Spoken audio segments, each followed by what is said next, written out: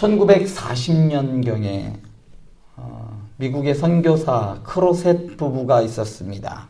이 크로셋 부부는 중국 본토의 선교사로 섬기고 있었습니다.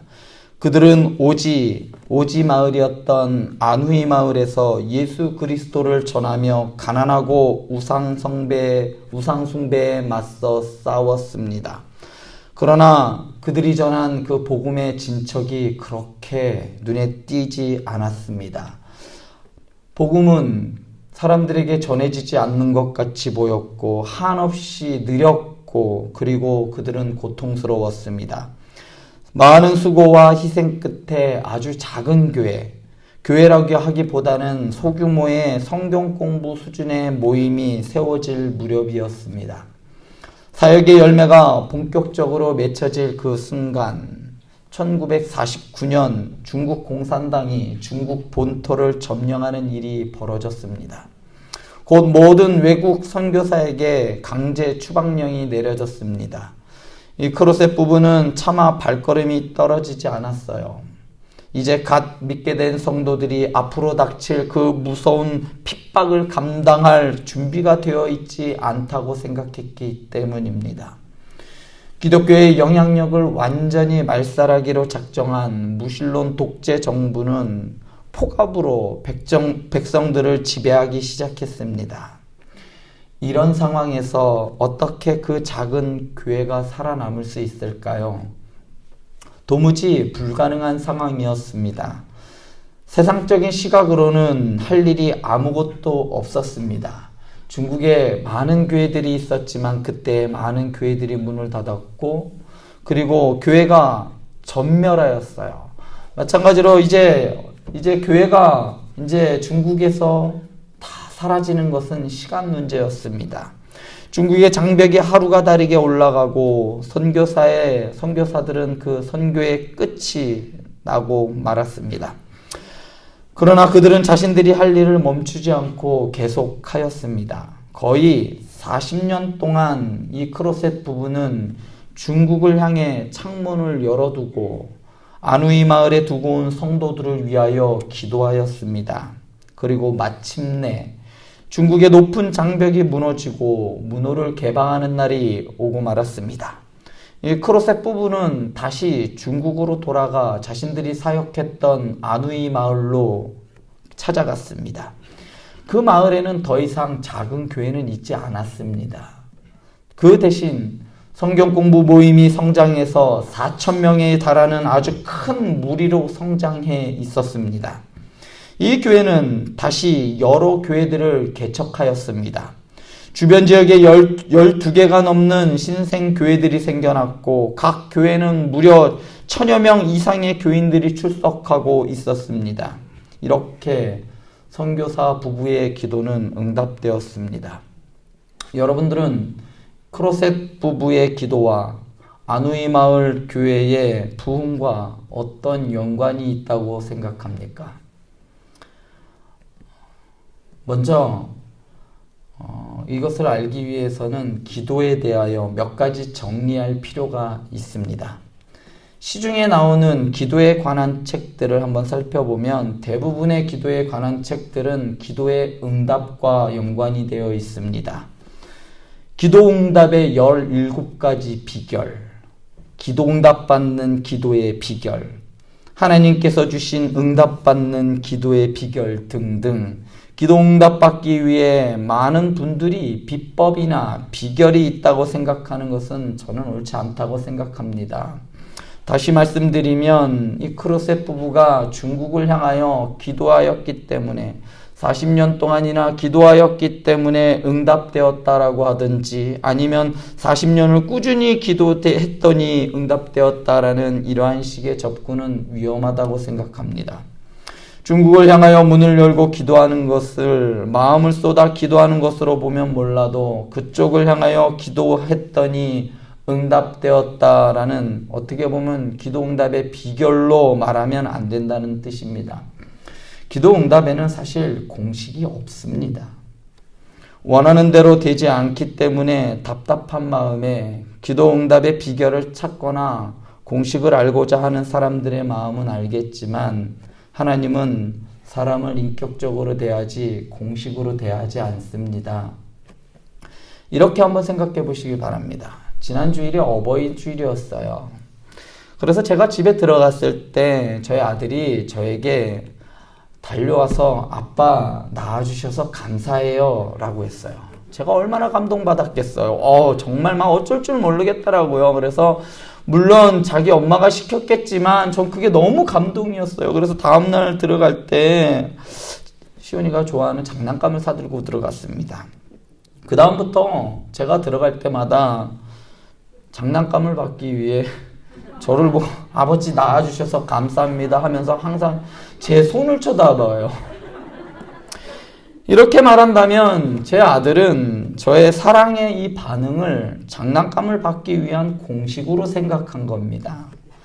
또 하나 생각해 볼 것은 이 크로셋 부부가 기도했기 때문에 교회가 부흥한 것은 저는 아니라고 생각합니다.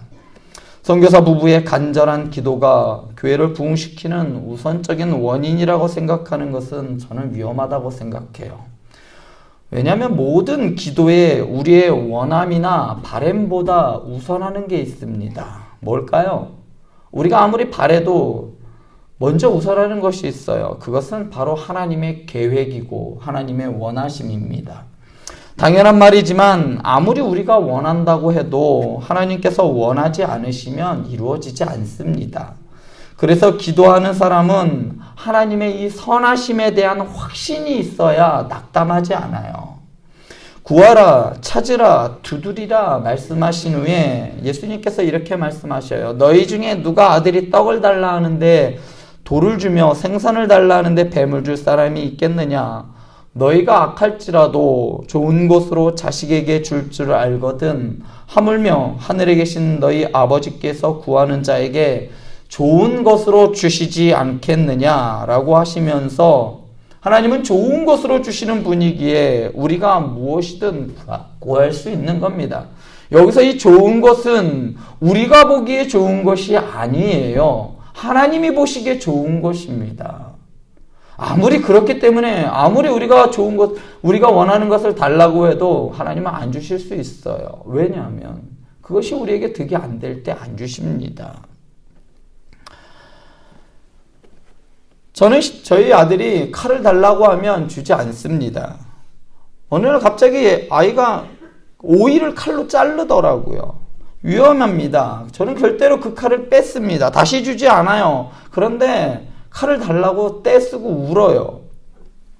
제가 줄까요? 절대로 주지 않습니다. 사랑하는 아들이 다치는 것을 볼 수 없기 때문이죠. 하나님께서도 마찬가지라고 생각합니다. 우리가 죽는 줄도 모르고 집을 달라고 하고 재물을 달라고 합니다. 그러나 하나님께서는 우리를 사랑하시기 때문에 주시지 않는 겁니다.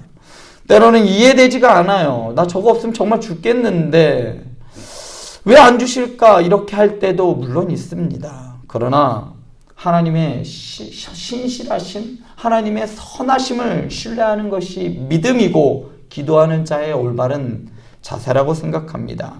그러므로 하나님의 뜻을 바꾸어서라도 내가 원하고자 하는 것을 얻고자 하는 것은 사실은 참된 기도가 아닙니다. 제가 이렇게 말씀드리면 혹 어떤 분들은 히스기야를 떠올리는 분들도 계실 거예요. 기도의 사람 히스기야. 하나님께서 죽기로 했는데 자기의 기도함으로 그 수명을 늘린 사람. 히스기야가 병들었을 때에 하나님 앞에 살려달라고 기도했습니다. 하나님께서는 내가 내 기도를 들었고 내 눈물을 보았다라고 이사야 38장 5절에서 말씀하십니다. 그러면서 히스기야의 생명을 15년 연장시켜 주었어요. 만일 이것이 기도로 하나님의 계획과 뜻을 바꾼 것이라면 저는 하나님의 신실하심이나 전지하심에 의문이 생길 것 같습니다. 이사야 선지자에게 그 병은 하나님이 그를 데려가기 위한 것이라는 말을 듣고 히스기야는 기도하기 시작했습니다. 그런데 열왕기서를 보면 이 기도는 이사야가 궁전을 미쳐 나가기도 전에 응답되었어요. 그렇다면 히스기야는 대략 얼마 정도 기도했을까요? 한 10분 했을까요? 좀 길게 하면 한 20분 정도 했겠죠. 우리는 보통 1년을 놓고 기도합니다. 올해 기도의 제목들이 있어요. 지금까지 기도를 한 제목들이 있습니다. 1년을 기도해도 하나님의 마음을 움직이지 못하는데 20분 만에 히스기야는 하나님의 마음을 움직였어요. 아니요, 하나님의 마음을 바꾼 거죠.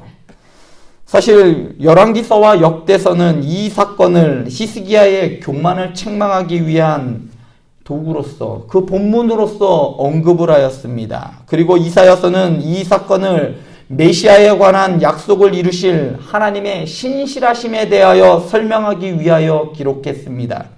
조금 어려운 이야기지만 간단하게 요약하면 이렇습니다. 히스기야가 병이 든 것은 그의 나이 39입니다. 그리고 그가 15년 생명을 연장받아서 그가 54살, 그러니까 54세 때에 그는 죽었습니다. 그런데 말이요, 그의 아들 므낫세가 왕위에 오른 나이가 12세입니다.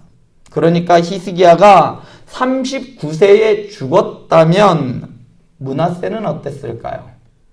태어나지 않았습니다.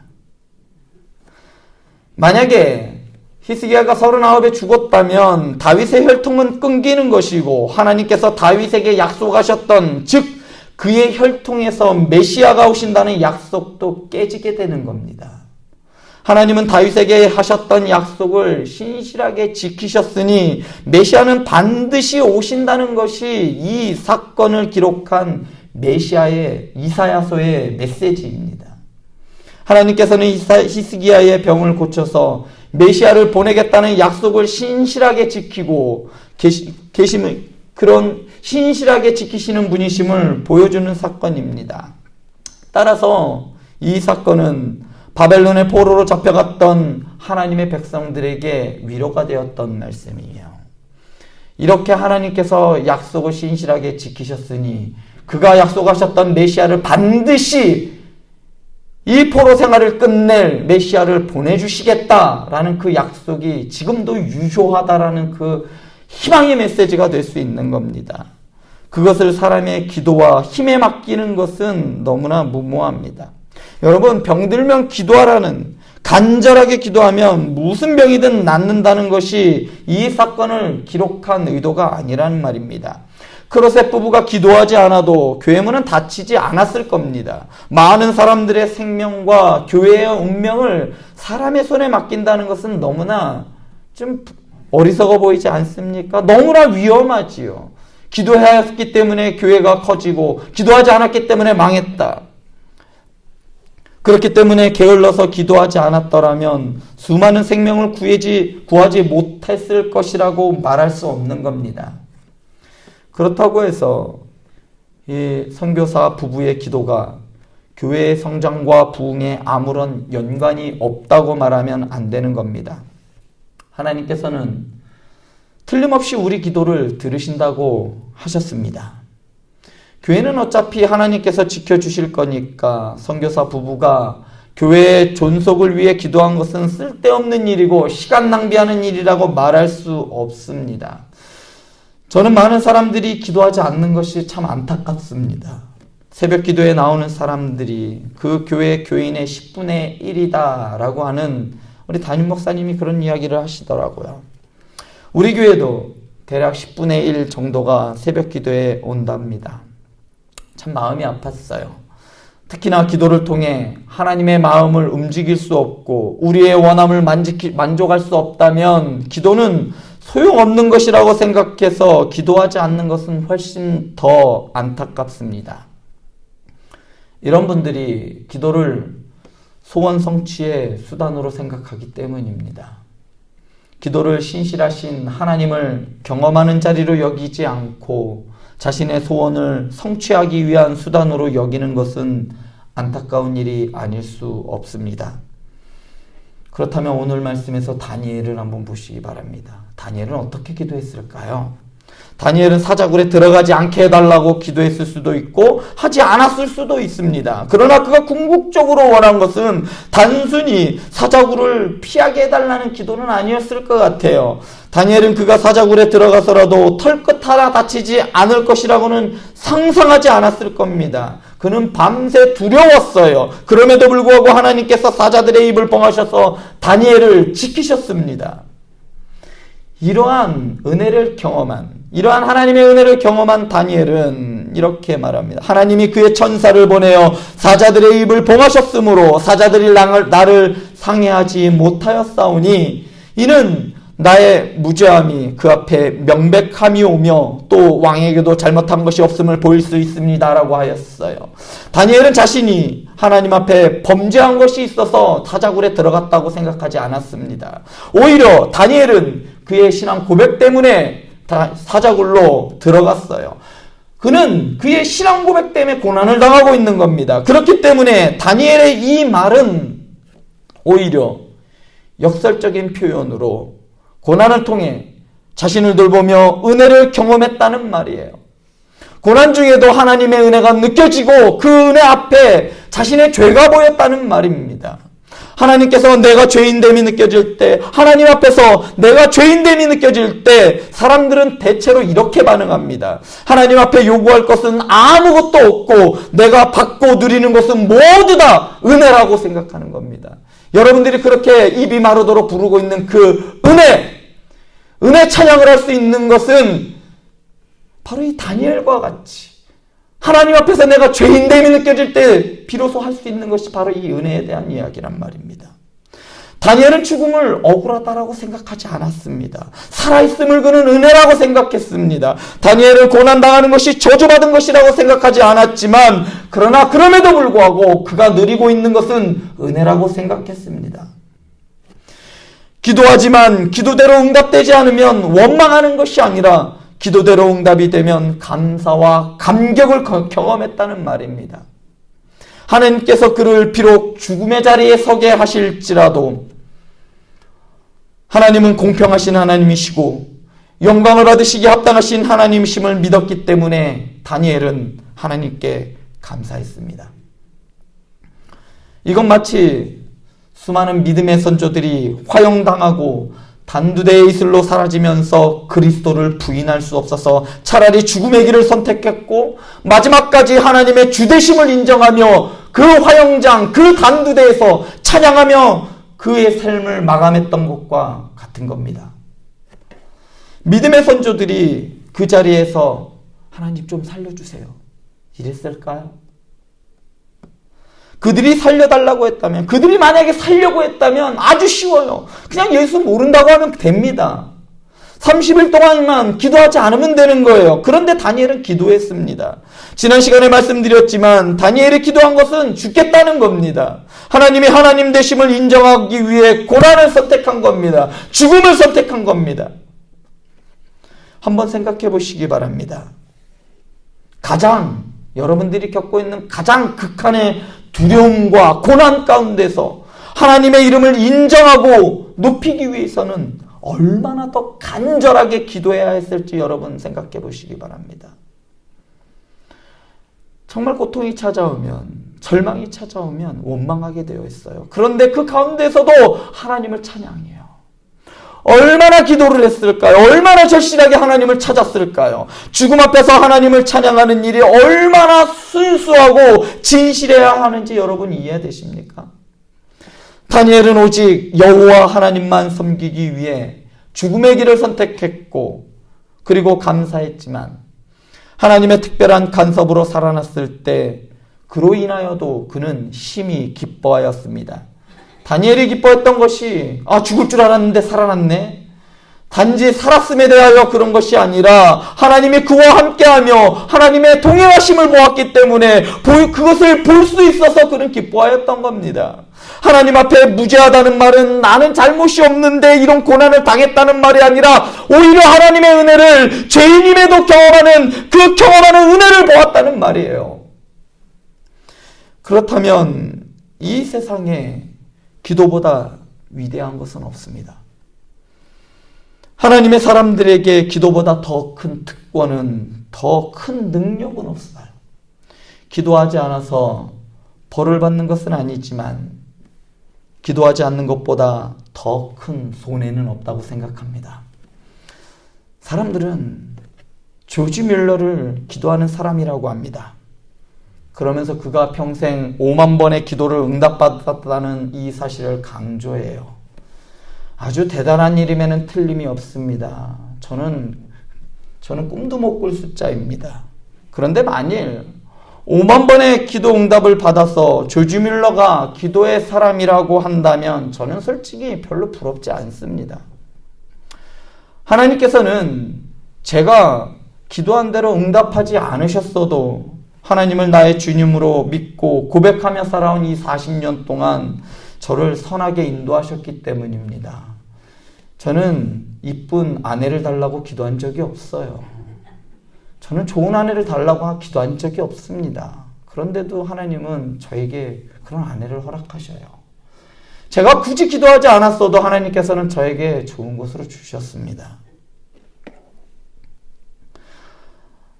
하지만 만일 순간순간마다 하나님께 기도함으로 하나님의 임재와 동행을 경험할 수 있었기 때문에 그를 기도의 사람이라고 부른다면 조지 뮬러는 참으로 큰 복을 누린 사람임에는 틀림이 없습니다. 다니엘은 사자굴에 들어가지 않게 해달라고 기도하지 않았을 뿐만 아니라 다니엘의 기도 때문에 사자굴에서 사자의 입을 막으신 것도 아니었어요. 다니엘은 죽자고 기도한 겁니다. 다니엘은 하나님을 바라보았어요. 그리고 하나님의 거룩함과 하나님의 아름다움 앞에서 자신의 그 죄인된 그 모습을 보았고, 그럼에도 불구하고 그 죄를 용서받는 그 은혜 입은 자의 모습을 보았어요. 그곳에서 죽어도 전혀 어떠한 말도 할 수 없는 그러한 죄인에게 하나님께서 구원의 은혜를 베푸셨어요. 그것을 보았기 때문에 다니엘은 감사했던 겁니다. 그래서 그는 사자굴에서 사자가 그를 공격하지 않았을 때 무한히 기뻐하고 감사했습니다. 죽지 않아서가 아니라 거기에 하나님이 계심을 보았기 때문입니다. 기도하는 사람은 세상에 우연이 없음을 아는 사람입니다. 모든 일이 자기가 기도한 대로 되는 것을 보았기 때문이 아니라 모든 일에서 하나님의 동행과 하나님의 임재를 보았기 때문입니다. 한 치 앞도 내다볼 수 없는 그러한 긴박한 상황에서 생사를 넘나드는 위기와 위험에 처해 있지만 그 가운데 하나님의 아름다움에 주목할 수 있는 다니엘을 여러분 상상해 보시기 바랍니다. 이것이 기도의 위대함입니다. 기도는 하나님의 일에 동참함입니다. 기도는 하나님을 경험함입니다. 저는 소원을 이루기 위해서가 아니라 하나님과 동행하기 위해서라면 하루 3번 시간을 정해 하나님 앞에 엎드리겠습니다.